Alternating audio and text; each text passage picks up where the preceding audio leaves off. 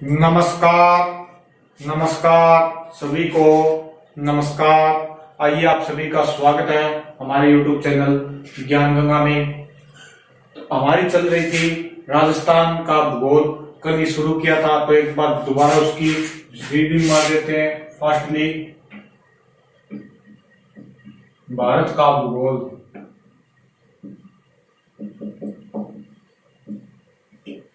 भारत का भूगोल कल ही हमने स्टार्ट किया था, तो इसकी फर्स्ट रीडिंग मार देते। हमारा चल रहा है सामान्य परिचय भारत के भूगोल में। हमारा चल रहा है सामान्य परिचय। इसमें बौद्ध ग्रंथ में भारत का नाम, बौद्ध ग्रंथों में भारत का क्या नाम मिलता है? जम्बूद्वीप, इंडस से बना इंडिया, सिंधु से बन गया हिंदू, और भारत के छह देश में भारत और इंडिया नाम मिलता है। इसके बाद में देखते हैं भारत का क्षेत्रफल। भारत का क्षेत्रफल है 32,87,263 वर्ग किलोमीटर। 32,87,263 वर्ग किलोमीटर भारत का क्षेत्रफल है। अगर बात करें विश्व में, तो विश्व में भारत का क्षेत्रफल में स्थान है 7वां, और जनसंख्या में स्थान है दूसरा। भारत का जनसंख्या में दूसरा स्थान और क्षेत्रफल में 7वां स्थान है विश्व के अंदर। अगर बात करें विश्व के सबसे बड़े देश की, चर्चा कर लेते हैं साथ ही साथ इनकी भी। तो सबसे बड़ा देश नंबर 1 पे आता है रूस, जिसका क्षेत्रफल है 1.7 करोड़ वर्ग किलोमीटर। 1.7 करोड़ वर्ग किलोमीटर। इसके बाद में नंबर 2 पे आता है कनाडा, और इसका क्षेत्रफल है 99.84 लाख वर्ग किलोमीटर। 84 लाख वर्ग किलोमीटर, यानी भारत का 7वां स्थान आता है। तो उससे पहले 6 बड़े देश हो गए। पहला बड़ा देश है विश्व का सबसे बड़ा देश रूस, जिसका क्षेत्रफल है 1.7 करोड़ वर्ग किलोमीटर। इसके बाद में नंबर 2 पे आता है कनाडा, जिसका क्षेत्रफल है 99.84 लाख वर्ग किलोमीटर। इसके बाद में नंबर 3 पे आता है चीन, नहीं सॉरी, 3 पे आता है यूएसए। नंबर 3 पे आ गया यूएसए, और यूएसए का क्षेत्रफल है 98.26 लाख वर्ग किलोमीटर। 98.26 लाख वर्ग किलोमीटर। इसके बाद में नंबर 4 पे आता है चीन, और चीन का क्षेत्रफल है 96.98 लाख वर्ग किलोमीटर। इसके बाद में नंबर 5 पे आता है ब्राजील, और ब्राजील का क्षेत्रफल है 85.14 लाख वर्ग किलोमीटर।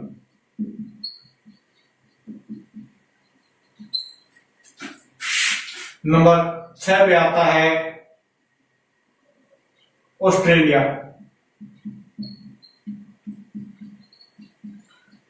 ब्राजील के बाद नंबर 6 पे आ गया ऑस्ट्रेलिया, और ऑस्ट्रेलिया का क्षेत्रफल है 76.17 लाख वर्ग किलोमीटर। 76.17 लाख वर्ग किलोमीटर। और फिर नंबर 7 पे आता है अपना भारत, जिसका क्षेत्रफल है 32.87 लाख वर्ग किलोमीटर। तो ये विश्व के 7 बड़े देश, पहला रूस, कनाडा, यूएसए, फिर चीन, ब्राजील, ऑस्ट्रेलिया, भारत, इनका क्षेत्रफल है। अच्छे से थोड़ा देख लेना, इनको याद करने की जरूरत नहीं है, थोड़ा ध्यान में रख लेना भी बड़े देश 7 कौन से है। थोड़ी विश्व की बात कर लेते हैं। इसके बाद में आता है, और 8वें नंबर पे आता है ये अर्जेंटीना, 9वें पे कजाकिस्तान, और 10वें पे आता है ये अल्जीरिया। तो ये आ गए 10 बड़े देश, ठीक है। इसलिए थोड़ा याद ध्यान कर लेना, इनको ज्यादा कोई रटने की जरूरत नहीं है, रटने लग जाओ 1.7 रूस, 1.7 करोड़, 1.7 ऐसे रटने की जरूरत नहीं है। थोड़ा सा इनको ध्यान में रख लेना। अगर बात करें विश्व का कुल क्षेत्रफल कितना है, विश्व का कुल क्षेत्रफल, तो विश्व का कुल क्षेत्रफल है 51.72 करोड़ वर्ग किलोमीटर। विश्व का कुल क्षेत्रफल है 51.72 करोड़ वर्ग किलोमीटर, जिसमें से जल भाग और स्थल भाग दोनों है। अगर अपने बात कर ले, एक चीज की बात कर ले, स्थल भाग को अलग कर ले तो बाकी बचेगा जल भाग और स्थल भाग का इसमें से क्षेत्रफल है, स्थल भाग इसका क्षेत्रफल है 14.894 करोड़ वर्ग किलोमीटर। ये अपने क्षेत्रफल स्थल भाग का, पूरे विश्व के स्थल भाग के क्षेत्रफल की बात करें तो 14.894 वर्ग किलोमीटर। अब बात करते हैं भारत की। भारत का क्षेत्रफल 32,87,263 वर्ग किलोमीटर, जो कि इस पूरे विश्व के स्थल भाग के क्षेत्रफल का 2.41% भाग है। यानी पूरे विश्व के अगर क्षेत्रफल को 100% माने तो उसका भारत है 2.41% भाग। और जनसंख्या की बात करें, ये तो हो गया क्षेत्रफल, और जनसंख्या की अगर बात करें तो कुल विश्व की जनसंख्या की 17.5% भाग भारत में निवास करती है। यानी टोटल जितनी विश्व की जनसंख्या है उसमें से 17.5% भाग भारत के अंदर निवास करती है। तो ये थोड़ी बातें थी भारत के बारे में। अब देखते हैं भारत का कल का रिवीजन भी हो जाएगा। चलो दोबारा भी इसको कर लेते हैं। भारत के लास्ट पॉइंट देखें, ये भारत का क्षेत्रफल हो गया, भारत की लंबाई चौड़ाई। फिर भारत के लास्ट पॉइंट देखते हैं, उसके बाद में अक्षांश देशांतर देखेंगे। इन्हें अच्छे से तैयार कर लेना, मेरे हिसाब से जितना हो सकता है उतना पूरा डीपली करवाने की कोशिश कर रहा हूं मैं। अब देखो भारत की लंबाई चौड़ाई,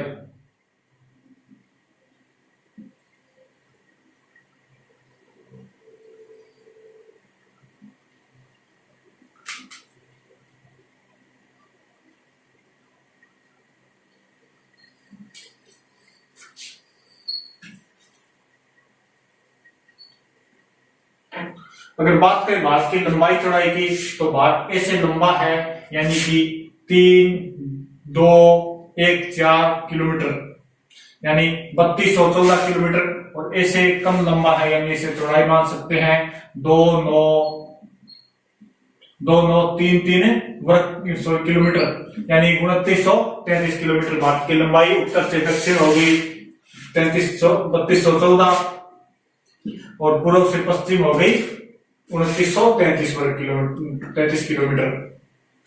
अब बात भारत की लंबाई चौड़ाई हो गई। अगर बात करें भारत का उत्तरी बिंदु तो ये हो गया इंदिरा पॉइंट,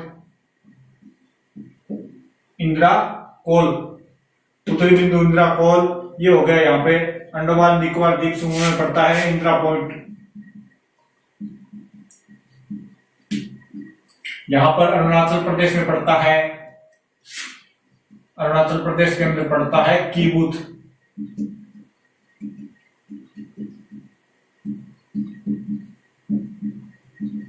और यहां पर गुजरात के अंदर पड़ता है गौरमाता।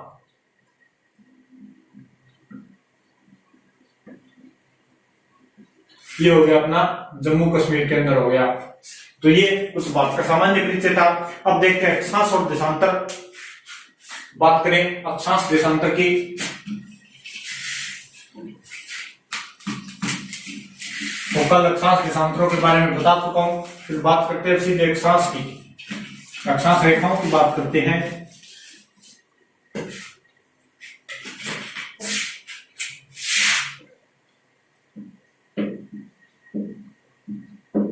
अक्षांश रेखाएं, साथ साथ नोट्स बना लेना, ऐसे नोट्स कहीं नहीं मिलेंगे। और जो आपके पास कोई भी गाइड है, बार बार बोल रहा हूं, जो भी कोई गाइड है या जो भी कोई बुक है उसमें से एक बार टॉपिक को पढ़ा करो। जो कोई बात रह गई हो या कोई नई चीज मिली उसको उस नोट्सों में मिला लो, आपके नोट्स पूरी तरह कंप्लीट हो जाएंगे और वो हमेशा आपके काम आएंगे। जब तक पढ़ोगे तब तक वो काम आएंगे, पूरे नोट्स हो जाएंगे, जगह जगह भागने की जरूरत नहीं पड़ेगी। तो चलो देखते हैं अक्षांश रेखाएं। अक्षांश रेखाएं देखें तो अक्षांश रेखाएं आप सभी को पता है उत्तर से दक्षिण, सॉरी पूर्व से पश्चिम की ओर खींची जाने वाली वे काल्पनिक रेखाएं जो पूर्व से पश्चिम की ओर खींची जाती है अक्षांश रेखाएं कहलाती है। डेफिनेशन की बात करें, ग्लोब पर खींची जाने वाली वे काल्पनिक रेखाएं, आगे काल्पनिक शब्द जरूर लगाना, काल्पनिक रेखाएं जो पूर्व से पश्चिम की ओर खींची जाती है, पूर्व से पश्चिम की ओर खींची जाती है। अक्षांश रेखाएं कहलाती है ग्रहों पर खींची जाने वाली वे काल्पनिक रेखाएं जो पूर्व से पश्चिम की ओर खींची जाती है, अक्षांश रेखाएं कहलाती है। कल बताया गया था अक्षांश रेखाएं से जो रेखा खींची जाती है अक्षांश रेखाएं। अब देखो अक्षांश रेखा, कुल अक्षांश रेखाएं है, जैसे मैंने आपको कल बताया था, ये अपनी पृथ्वी है, इसको बराबर दो भागों में बांट दिया, तो ये होगी 0 डिग्री अक्षांश रेखा, जिसको हम कहते हैं भूमध्य रेखा। इसके ऊपर अब 90 डिग्री तक है, ऐसे चलते जाएंगे, यहाँ पर 90 और नीचे भी 90। ये उत्तरी गोलार्ध हो गया, ये दक्षिणी गोलार्ध हो गया। यहाँ पर उत्तरी गोलार्ध के अंदर कितनी रेखाएं हैं? 90, यहाँ 90 अक्षांश है। दक्षिणी अक्षांश के अंदर भी 90 अक्षांश, गोलार्ध के अंदर भी 90 अक्षांश है, तो 90 और 90 ये हो गए 180, और एक ये भूमध्य रेखा, तो ये हो गई कुल 181 अक्षांश रेखाएं। तो कुल अक्षांश रेखाएं, कुल अक्षांश रेखाएं हो गई 181। कुल अक्षांश रेखाएं हो गई 181। इसमें से कुछ रेखाएं महत्वपूर्ण है, कुछ रेखाएं महत्वपूर्ण है, जैसे कर्क रेखा होगी, मकर रेखा या भूमध्य रेखा, इनको देखते हैं। फिर देखेंगे अपने भारत के संदर्भ में भी इनको। एक है, सबसे पहले ऊपर से चलते हैं, जैसे यहाँ पे बना देता हूं मैं छोटा सा, ये बना लिया अपनी पृथ्वी, ये होगी 0 डिग्री अक्षांश रेखा, इसको बोला जाता है भूमध्य रेखा, इसको विषुवत रेखा भी बोला जाता है। इसके ऊपर आते हैं उत्तरी गोलार्ध के अंदर, तो यहां से एक रेखा जाती है 23.5 डिग्री उत्तरी अक्षांश रेखा,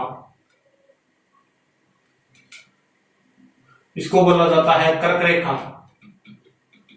और एक नीचे से जाती है दक्षिणी अक्षांश, दक्षिणी गोलार्ध के अंदर, एक यहां से जाती है 23.5 डिग्री दक्षिणी अक्षांश रेखा या साउथ भी बोल सकते हैं इसको, इसका नाम है मकर रेखा। ये नॉर्थ हो गया, ये साउथ हो गया, इसका नाम है मकर रेखा। इन तीनों रेखाओं को देखते हैं, महत्वपूर्ण रेखाएं हैं, चलिए इन तीनों को देखते हैं। तो अक्षांश रेखा में चलो सबसे पहले देखते हैं भूमध्य रेखा को, सबसे पहले देखते हैं भूमध्य रेखा को। नंबर 1 पे आ गई भूमध्य रेखा।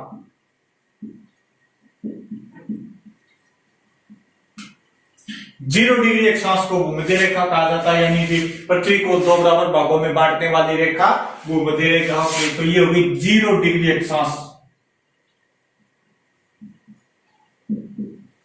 0 डिग्री अक्षांश क्या हो गई? भूमध्य रेखा। ये कहां से गुजरती है, यानी कि ये पृथ्वी के बीच से गुजर गई। तो देखते हैं कहां से गुजरती है, कौन कौन से देशों से गुजरती है, कौन से महाद्वीप से गुजरती है। इसकी बात करें तो ये 3 महाद्वीपों से गुजरती है, 3 महाद्वीपों से गुजरती है। नंबर 1 पे आता है दक्षिणी अमेरिका।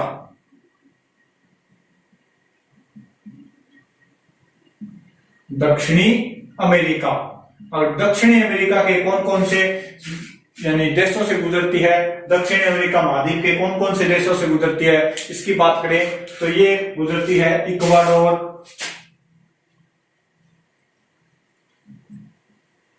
इक्वाडोर, ये देशों के नाम है उधर के। इक्वाडोर हो गया, कोलंबिया हो गया और Brazil.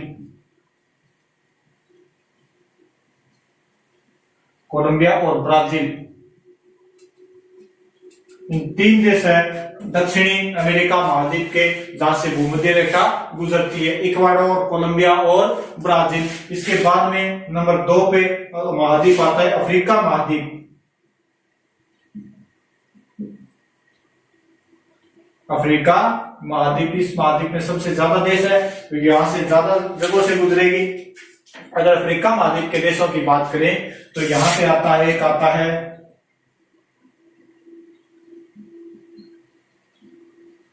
Sorrow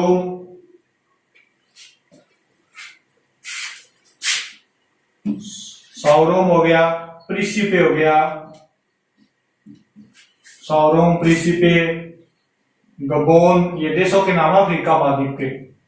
साओरोम, Principe, Gabon, Congo गणराज्य, पढ़ा होगा आपने कभी, कांगो गणराज्य। और इसके बाद में आ गया केन्या,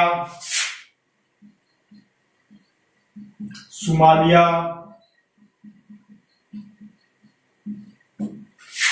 केन्या, सोमालिया और जायरे। इतने देश है अफ्रीका महाद्वीप के जहां से ये भूमध्य रेखा गुजरती है, 0 डिग्री अक्षांश रेखा गुजरती है अफ्रीका महाद्वीप के। साओरोम, Principe, Gabon, Congo, Kenya, Somalia, Zaire, यहां से क्या गुजरती है, भूमध्य रेखा या 0 डिग्री अक्षांश गुजरती है अफ्रीका महाद्वीप के। अब बात करें एशिया महाद्वीप के कहां कहां से गुजरती है ये भूमध्य रेखा, तो एशिया महाद्वीप में गुजरती है, नीचे दिखाई दे रहा है एशिया महाद्वीप में। अब बात करते हैं नंबर 3 पे, एशिया महाद्वीप। एशिया महाद्वीप में कौन कौन से देशों से भूमध्य रेखा गुजरती है, इसकी बात करें तो ये गुजरती है एशिया महाद्वीप में आ गया मालदीव, भारत का पड़ोसी देश है, जलीय पड़ोसी देश मालदीव, इंडोनेशिया,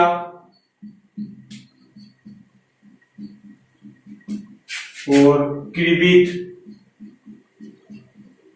ये किरिबित पड़ता है प्रशांत महासागर के अंदर। तो यहां से क्या है, भूमध्य रेखा गुजरती है। तो दोबारा देखो, भूमध्य रेखा या 0 डिग्री अक्षांश रेखा कहां से गुजरती है, 3 महाद्वीपों से गुजरती है। नंबर 1 पे आता है दक्षिणी अमेरिका महाद्वीप, इक्वाडोर, कोलंबिया और ब्राजील से गुजरती है। इसके बाद में आ गया अफ्रीका महाद्वीप, जिसके कौन कौन से देश है अफ्रीका महाद्वीप के, Principe, Gabon, Congo, Kenya, Somalia, Zaire, साओरोम यहां से गुजरती है। और एशिया महाद्वीप के मालदीव, इंडोनेशिया और किरिबित से गुजरती है। किरिबित पड़ता है प्रशांत महासागर के अंदर। अब देखते हैं इसके बाद में, यानी इसको देख लिया हमने, अब देखते हैं कर्क रेखा को। नंबर 2 पे बारी आती है कर्क रेखा की, यानी कर्क रेखा कहां से गुजरती है, क्या इसका महत्व है, ये देखें।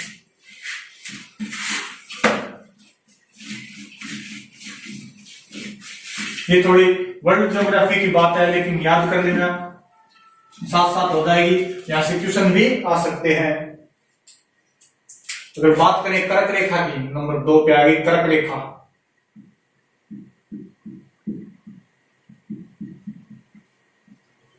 कर्क रेखा उत्तरी गोलार्ध में आती है, यानी ऊपर से चलते हैं पहले क्या आता है, तो उत्तरी गोलार्ध में, यानी 23.5 डिग्री उत्तरी अक्षांश रेखा।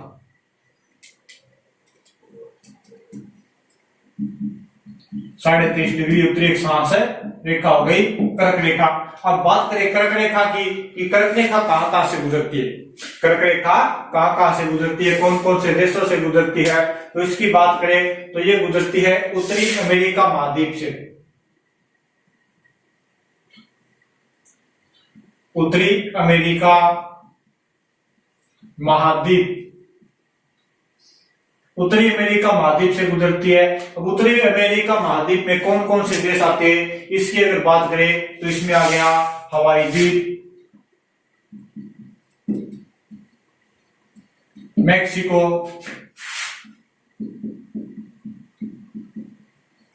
हवाई द्वीप आ गया, मैक्सिको आ गया, और एक आता है बहामास। हवाई द्वीप, मैक्सिको और बहामास, ये 3 देश आते हैं उत्तरी अमेरिका महाद्वीप में, जहां से कर्क रेखा गुजरती है। वर्ल्ड ज्योग्राफी की बात है, अच्छे से तैयार कर लेना, इसको अच्छे से याद कर लेना, कोई नहीं बताएगा इसे इंडिया ज्योग्राफी के अंदर। फिर नंबर 2 पे आता है कौन सा महाद्वीप, ये अफ्रीका महाद्वीप, अफ्रीका महाद्वीप। अफ्रीका महाद्वीप से तीनों रेखाएं गुजरती है, कर्क रेखा, मकर रेखा और भूमध्य रेखा, और अफ्रीका महाद्वीप में सबसे ज्यादा देश है। बात करें अफ्रीका महाद्वीप के कौन कौन से देशों से गुजरती है, तो इसका आ गया पश्चिमी सहारा, सहारा का मुस्त है वो एक पश्चिमी सहारा, और इसके बाद में आ गया मोरिटानिया, मोरिटानिया, पश्चिमी सहारा, मोरिटानिया, और ये आ गया माली, और कौन से देश आ गए अफ्रीका महाद्वीप में, पश्चिमी सहारा, मोल्टानिया, माली, और आ गए अल्जीरिया, नाइजर,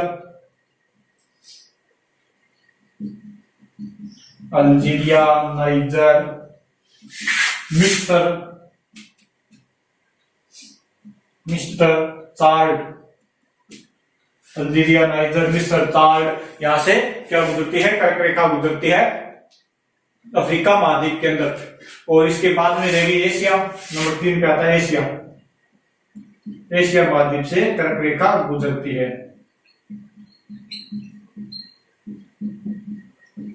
देखो एशिया महाद्वीप के कौन कौन से देशों से कर्क रेखा गुजरती है इसकी बात करें तो सऊदी अरब हो गया, संयुक्त अरब अमीरात, भारत हो गया, बांग्लादेश हो गया, और ये आते एक हो गया सऊदी अरब, संयुक्त अरब अमीरात,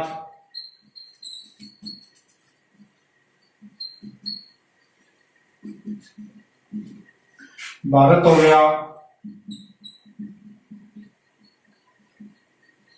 बांग्लादेश हो गया, और इंडोनेशिया हो गया, चीन, म्यांमार और ताइवान आदि देशों से गुजरती है कौन सी रेखा, कर्क रेखा।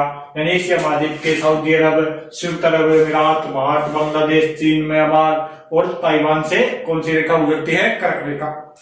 अब देखो यहाँ पर नाम आ रहा है भारत का, यानी कर्क रेखा भारत से गुजरती है, और आप सभी को पता है कि कर्क रेखा भारत के बिल्कुल मध्य से गुजरती है। नीचे दिखाई दे रहा है क्या,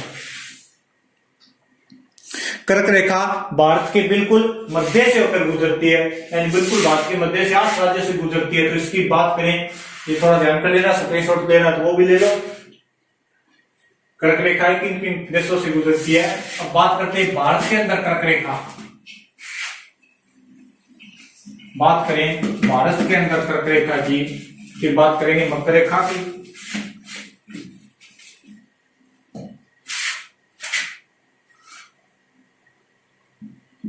भारत में कर्क रेखा, और यहां से इतने क्वेश्चन बनते हैं कि अगर आपको चाहे कितना भी रट देना, अगर आपको उलझाएगा तो यहीं पर उलझाएगा, और आप अच्छी तरह से उलझ जाओगे। आप चाहे कितना भी रट देना, यहाँ से इतने क्वेश्चन बनते हैं कर्क रेखा से तो पूछो मत, बहुत क्वेश्चन बनते हैं। अच्छे से तैयार कर लेना कर्क रेखा को। देखो जैसे कर्क रेखा भारत के 8 राज्यों से गुजरती है, भारत के 8 राज्यों से गुजरती है, 8 राज्यों से गुजरती है। इसकी एक ट्रिक है, जो भी आपने जैसे भी याद कर रखा हो, मैंने तो ट्रिक से याद कर रखा है, आपको जैसे याद करना हो वैसे कर लेना, ट्रिक से करो तो सबसे बढ़िया है। मित्र प्रजा सम्राट, जैसे बन गया मी से मिजोरम, त्रिपुरा, पश्चिम बंगाल, झारखंड, 6 से छत्तीसगढ़, मैं से मध्य प्रदेश, रा से राजस्थान और गुजरात। भारत के 8 राज्य मित्र प्रजा सम्राट, मिजोरम, त्रिपुरा, पश्चिम बंगाल, झारखंड, छत्तीसगढ़, राजस्थान और गुजरात, इन 8 राज्यों से क्या है, कर्क रेखा गुजरती है। अगर बात करें सर्वाधिक, तो सर्वाधिक गुजरती है मध्य प्रदेश से, और सबसे कम गुजरती है त्रिपुरा से। तो ये थोड़ा ध्यान कर लेना, सर्वाधिक कर्क रेखा किससे गुजरती है, मध्य प्रदेश, और सबसे कम गुजरती है भारत के अंदर त्रिपुरा से। 8 राज्य हो गए मित्र प्रजा सम्राट, मिजोरम, त्रिपुरा, पश्चिम बंगाल, झारखंड, छत्तीसगढ़, राजस्थान और गुजरात, ये 8 राज्य हो गए। देखो कर्क रेखा से कैसे क्वेश्चन बनेंगे, इसकी अगर बात करें कर्क रेखा से कैसे कैसे क्वेश्चन बनेंगे तो मैं आपको दिखाता हूं कर्क रेखा से कैसे क्वेश्चन बनते हैं। कुछ सारे क्वेश्चन बताता हूं आपको, कहां से आए वो भी बता दूंगा। जैसे क्वेश्चन आता है, क्वेश्चन नंबर 1, अगरतला, जबलपुर, अगरतला, जबलपुर, उज्जैन, गांधीनगर, उज्जैन और गांधीनगर। या आपको कुछ शहरों के नाम देगा या कुछ जगहों के नाम देगा, तो इसमें से पूछ लेगा कर्करेखा के उत्तर में, दक्षिण में या नजदीक है, जैसे ही पूछ सकता है पूर्व पश्चिम में। तो कर्करेखा के नजदीक, कर्करेखा नजदीक, इनमें से कर्करेखा के नजदीक कौन सा शहर है, ये पूछ इस क्वेश्चन में। और ये क्वेश्चन आया हुआ है UPPCS 1999 के अंदर। इसका आंसर बताता हूँ, पहले दूसरा क्वेश्चन देखो। क्वेश्चन नंबर 2 आता है, बढ़िया क्वेश्चन है, ध्यान कर लेना इनका। दिल्ली, जोधपुर, दिल्ली, जोधपुर, कोलकाता और नागपुर, ये भी कर्करेखा के नजदीक पूछ रहा है, कर्करेखा नजदीक। और ये क्वेश्चन आया हुआ है IAS 2003 के अंदर। और एक क्वेश्चन और देखो, नंबर 3 क्वेश्चन आता है आपका, झारखंड, मणिपुर, मिजोरम और झारखंड, मणिपुर, मिजोरम और त्रिपुरा।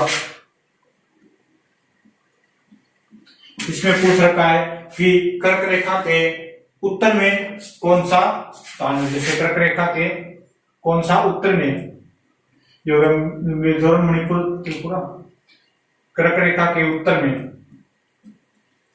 कर्करेखा के उत्तर में है। तो ये प्रश्न आया है आपका UPCS 2004 के अंदर।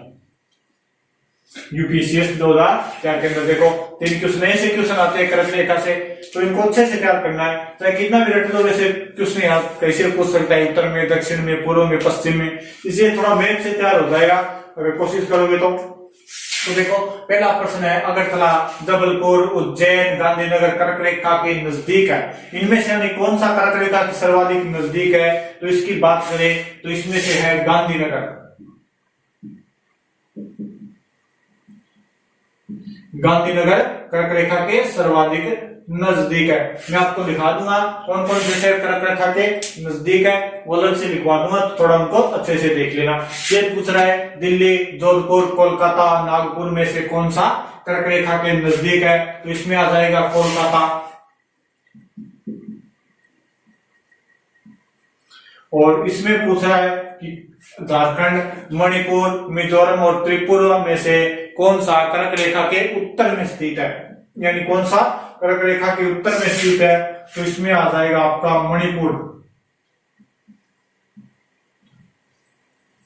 अब देखो ऐसे ऐसे क्वेश्चन देगा, यानी देखो एग्जाम भी स्टैंडर्ड के है, जहां पर आए हुए क्वेश्चन है, ऐसे क्वेश्चन पूछे जाते हैं कर्करेखा से संबंधित। अगर आपको कहीं भी उलझाना होगा तो वो यहीं पे उलझाएगा, तो ध्यान कर लेना। आपने कर्करेखा के नजदीक जो शहर है, कर्करेखा के नजदीक जो भारत के राज्यों के शहर है, वो आपको लिखवा देता हूं, उनको अच्छे से तैयार कर लेना, उनको अच्छे से रख लेना, तो वहां से आपको थोड़ी हेल्प मिल जाएगी इसके बारे में। जैसे कि कौन से शहर कहां पे है, तो इसके बारे में चलो देखते हैं।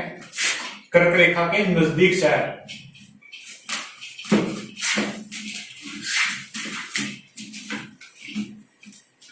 आज आपको साथ में नोट्स बनवा रहा हूं मैं, जैसे कल समझा दिया था, तो आप थोड़े नोट्स भी तैयार कर लो, आपके अच्छे से नोट्स तैयार हो जाएंगे। जैसे कर्करेखा नजदीक स्थित, कर्करेखा नजदीक स्थित स्थान। बात करें नंबर 1 पे MP, मध्य प्रदेश की, तो मध्य प्रदेश के आते हैं भोपाल, जबलपुर और उज्जैन, ये कर्क रेखा के नजदीक आ गए। भोपाल एमपी यानी मध्य प्रदेश में आ गए, भोपाल, जबलपुर और उज्जैन। इसके बाद में आप नंबर 2 पे बात करते हैं झारखंड की। तो झारखंड का आ गया रांची, कर्क रेखा के नजदीक। नंबर 3 पे आता है, 3 पे ले लेते हैं झारखंड के बाद में गुजरात, और गुजरात का आ गया गांधीनगर। इसके बाद में ले लेते हैं मिजोरम, मिजोरम का आ गया आइजोल। त्रिपुरा अगरतला,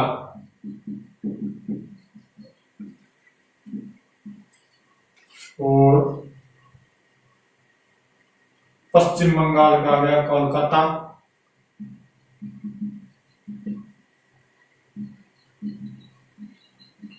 पश्चिम बंगाल का कलकत्ता, एमपी, झारखंड, छत्तीसगढ़, छत्तीसगढ़ का आ गया अपने रायपुर।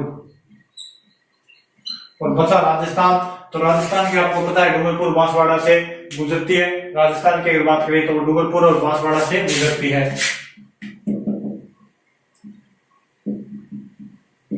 डूंगरपुर प्लस बांसवाड़ा, ये है राजस्थान से। तो ये कर्क रेखा के नजदीक कुछ है जो मैंने आपको लिखवा दिए। अब देखो ये होगी कर्क रेखा, यहाँ से किसी भी क्वेश्चन आ सकते हैं, तो अच्छे से थोड़ा तैयार कर लेना इसको। 3 रेखा देखी थी, भूमध्य रेखा कहाँ से गुजरती है देख ली, कर्क रेखा देख ली कहाँ से गुजरती है, भारत में कहाँ से गुजरती है, कैसे क्वेश्चन आते हैं वो भी आपको सब बता दिए। अब देखते हैं मकर रेखा, यानी मकर रेखा कहाँ से गुजरती है। वैसे अपने मकर रेखा नजदीक नहीं है, फिर भी तरफ देख लेते हैं।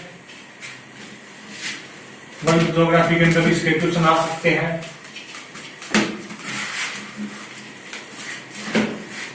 बात करें मकर रेखा की,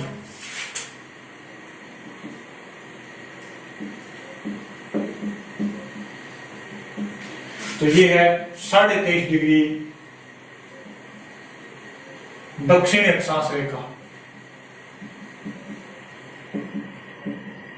23.5 डिग्री दक्षिण अक्षांश रेखा, ये आगे बहुत काम आएगी जब हम जलवायु करेंगे, तो वहां पर ये सभी लेकर काम आएगी। जैसे 66.5 डिग्री उत्तरी, 66.5 डिग्री दक्षिण अक्षांश रेखा, कर्क रेखा, मकर रेखा, ये सभी काम आएगी। तो 23.5 डिग्री उत्तरी अक्षांश रेखा तो हो गई कर्क रेखा, और 23.5 डिग्री दक्षिणी अक्षांश रेखा हो गई मकर रेखा। अब मकर रेखा कहाँ से गुजरती है इसकी बात करें तो ये दक्षिणी अमेरिका महाद्वीप यानी नीचे आ गया। जैसे वर्ल्ड का मैप है, तो जैसे वर्ल्ड मान लिया अपने वर्ल्ड का मैप है, तो कर्क रेखा ऊपर हो गई, फिर भूमध्य, और फिर आगे मकर रेखा। तो मकर रेखा यानी आ गई दक्षिण के अंदर, मकर रेखा दक्षिण के अंदर आ गई, तो इसमें आ गया दक्षिणी अमेरिका महाद्वीप। नंबर 1 पे आ गया दक्षिणी अमेरिका महाद्वीप। अब देखते हैं दक्षिणी अमेरिका महाद्वीप के कौन कौन से देश है जहां से कर्क रेखा गुजरती है। जैसे हो गया चिली, अर्जेंटीना, चिली हो गया, अर्जेंटीना, और पराग्वे, ब्राजील हो गया। जैसे ब्राजील और पराग्वे, ब्राजील ऐसे बहुत बड़ा देश है, वैसे क्षेत्रफल में इसका स्थान आता है, तो बड़ा देश है ब्राजील, तीसरा चौथा स्थान ब्राजील बड़ा देश है। तो इसको अच्छे से देख लेना है। कर्क रेखा और भूमध्य रेखा, सॉरी मकर रेखा और भूमध्य रेखा दोनों गुजरती है ब्राजील से। इसके बाद में नंबर 2 पे कौन सा महाद्वीप आता है, वही अफ्रीका महाद्वीप, अफ्रीका महाद्वीप। अफ्रीका महाद्वीप के कौन कौन से देशों से मकर रेखा गुजरती है इसकी अगर बात करें तो इसमें आते हैं नामीबिया,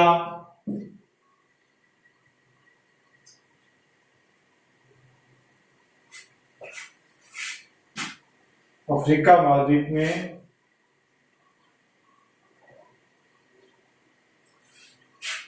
और नामीबिया आ गया, और आ गया दक्षिण अफ्रीका,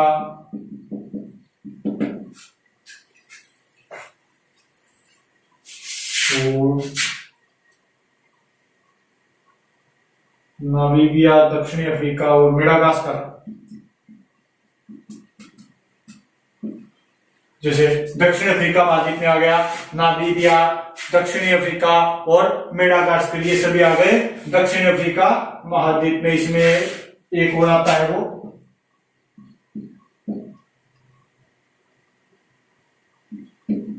मोजाम्बिक नाम का देश आता है, थोड़ा ध्यान कर लेना। ये आ गए दक्षिण अफ्रीका महाद्वीप में। इसके बाद में नंबर 3 पे आता है ऑस्ट्रेलिया।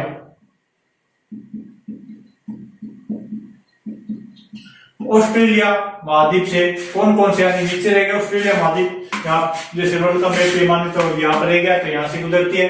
अब ऑस्ट्रेलिया महाद्वीप में कौन कौन से देश आते हैं इसकी बात करें तो एक आएगा ऑस्ट्रेलिया, तो आएगा ऑस्ट्रेलिया आ गया, पोलिनिया, फ्रांस, ये देश आ गए ऑस्ट्रेलिया महाद्वीप में। फ्रांस, ये देश आ गए ऑस्ट्रेलिया महाद्वीप के अंदर। इसके अंदर एक आता है फ्रांस, टोंगा, ये आ गए अपने ऑस्ट्रेलिया महाद्वीप में। यानी मकर रेखा कहां से गुजरती है आपको बता दिया, थोड़ा ध्यान कर लेना इनको। इंडिया ज्योग्राफी के अंदर नहीं आता, लेकिन वर्ल्ड ज्योग्राफी के अंदर आ जाते हैं। तो ये आ गया आपके मकर रेखा हुई आज कंप्लीट। कर्क रेखा, भूमध्य रेखा, मकर रेखा, दान से जितने क्वेश्चन बनते थे मेरी तरफ से मैंने पूरे करवा दिए। और वो बात अलग है कि कर्क रेखा पर कब सूर्य चमकता है, वो आती है जलवायु के अंदर, तो वो आगे जलवायु के अंदर अपने उनको डिटेल से करेंगे। अब देखते हैं कि भारत का अक्षांश विस्तार, यानी अक्षांश देख लिया, अक्षांश रेखाएं देख ले, तो भारत का अक्षांश विस्तार देखते हैं।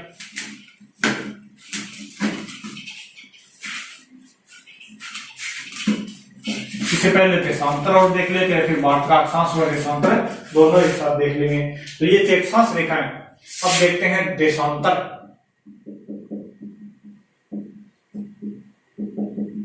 देशांतर रेखाओं की अगर बात करें तो ये 360 होती है कुल देशांतर।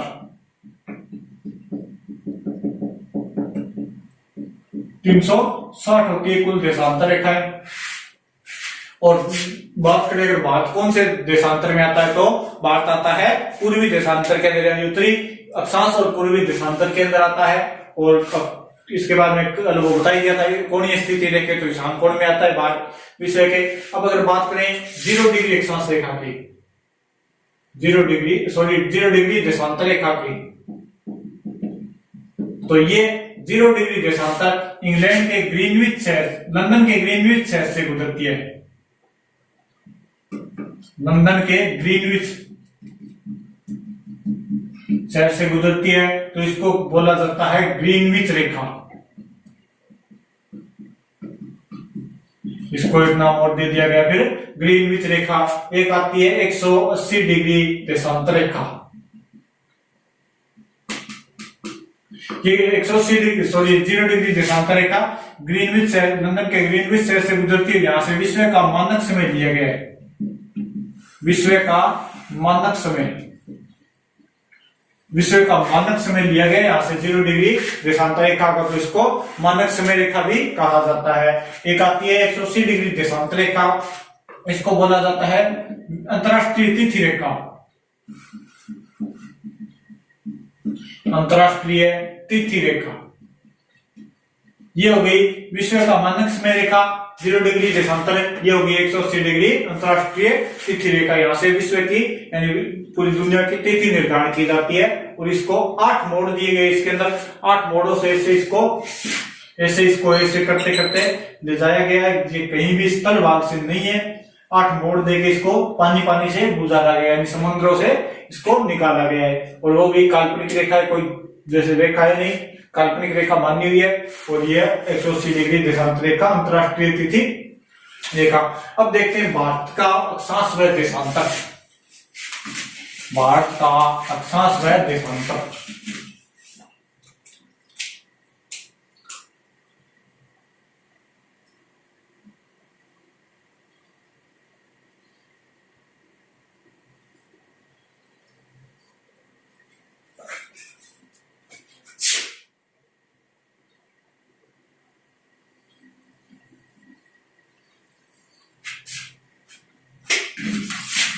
घूमने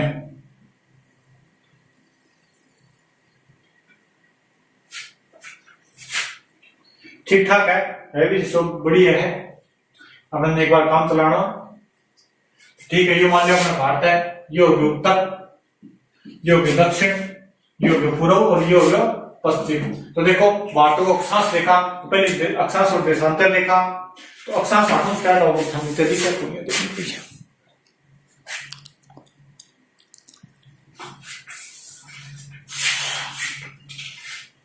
तो भारत को अक्षांश आठों स्टार्ट होगा, यानी मुख्य भूमि अगर देखा आप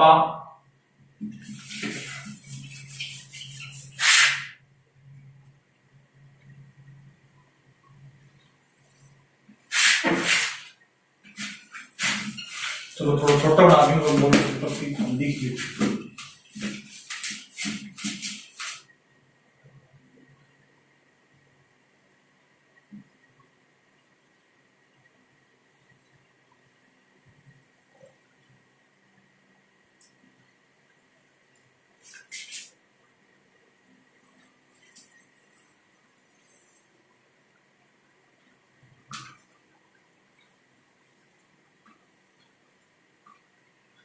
तो मान लिया ये भारत है और आप देखा अक्षांश और देशांतर, ये भी उत्तर, ये दक्षिण, ये पूर्व, पश्चिम हो गई। तो देखा भारत को अक्षांश से विस्तार तो 8 है, द्वीप समूह अंडमान निकोबार द्वीप समूह और भारत है 8 स्टार्ट है।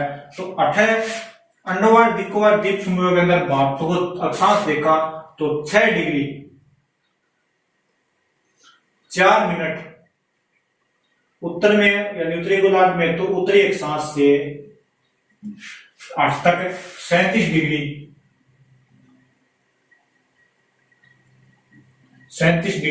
6 मिनट उत्तरी अक्षांश।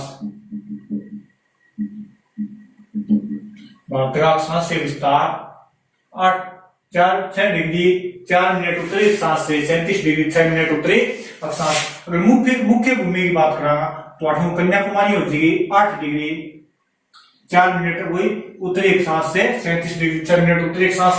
देशांतर 8 स्टार्ट होगा 68 डिग्री 7 मिनट पूर्वी देशांतर से 97 डिग्री 25 मिनट पूर्वी देशांतर। यो था एकदम exactly return of right 6 degree 4 minute उत्तरी अक्षांश से 37 डिग्री 6 मिनट उत्तरी अक्षांश। भारत का अक्षांश से विस्तार 6 डिग्री 4 मिनट उत्तरी अक्षांश से 37 डिग्री 6 मिनट उत्तरी अक्षांश हो गया अक्षांश से विस्तार। और देशांतरी विस्तार की बात करा तो 68 डिग्री 7 मिनट पूर्वी देशांतर से 97 डिग्री 25 मिनट पूर्वी देशांतर। 68 7 से 97 25 हो गया भारत का देशांतरी विस्तार। अब देखो रेखा बता दे बीच में गुजरे एक रेखा गुजरे है देशांतर रेखा 78 यह है 82.5 डिग्री पूर्वी देशांतर रेखा, क्योंकि आप पूर्व में और यह भारत को मानक समय लिए हुए है। भारत का मानक समय यह कठों गुजरा है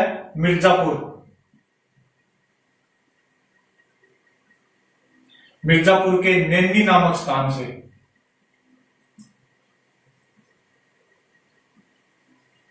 आठों आपको भारत को मानक समय लिए हुए जो विश्व के मानक समय से यानी 0 डिग्री अक्षांश रेखाओं 5 घंटा और 30 मिनट आगे है, क्योंकि बाकी देशांतर इंदर चला गया। अब देखो आपने रेड 82.5 डिग्री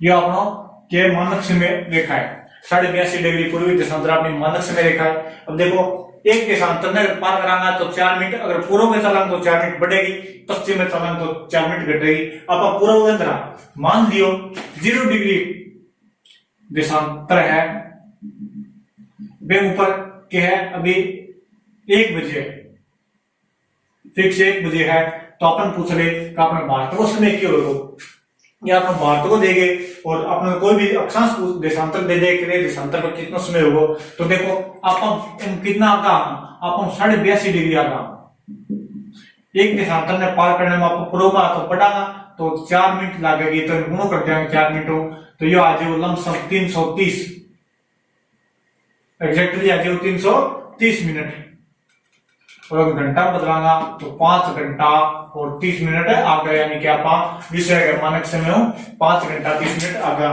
तो ये कुछ बातें।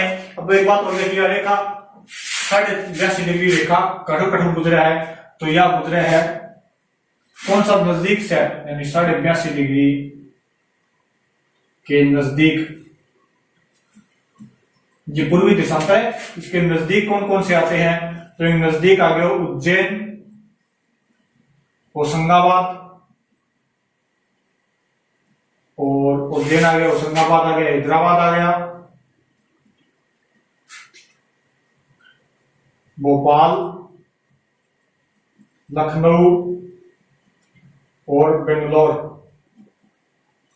ये सब आ गया 82.5 डिग्री पूर्वी देशांतर के नजदीक। तो आज स्थान के बताइयो, बस ऐसी ध्यान कर लियो, सामान्य परिचय देखियो, फिर बस बड़ा देश देखा, बाद में कर्क रेखा, मकर रेखा, भूमध्य रेखा देखी कहां से गुजरती है। इसके बाद में क्या देखा कि भारत के अंदर कर्क रेखा कहां से गुजरती है, भारत के अंदर 82.5 डिग्री, तो पूर्वी देशांतर देख ली, बाद समय देख लिया भारत का, तो सभी चीज देख ली। अब कल आप देखा भारतीय सीमा, यानी भारत की सीमा आप बार बार वो देख लियो, भारत के नजदीक लगाऊंगा तो सीमा देखांगा, तो भारत की सीमा 2 प्रकार की है, एक है स्थलीय सीमा